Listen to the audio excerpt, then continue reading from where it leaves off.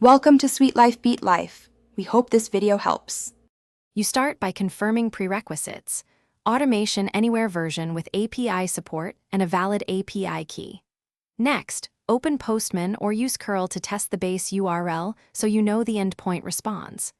Once done, copy request headers, body JSON examples, and any auth flow. You'll reuse them in the bot. Make sure to note rate limits and required content type. This rapid verification prevents wasted development time and gives you concrete request templates for the next steps. You now construct the API task inside Automation Anywhere. Add the REST web request action, choose the HTTP method, paste the endpoint, and insert headers including authorization and content type. Then bind the JSON body to variables, so inputs are dynamic.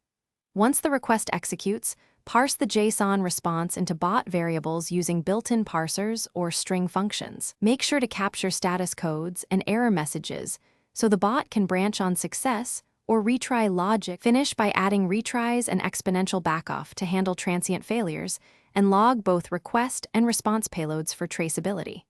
You should store API keys in the credential vault rather than hard coding them. Rotate keys on schedule. Once done, run full end-to-end tests with representative data and monitor logs. If something fails, check HTTP status codes first. Then inspect request headers and payload for mismatches. That single check resolves most problems quickly. Thanks for watching. Consider subscribing if we helped you.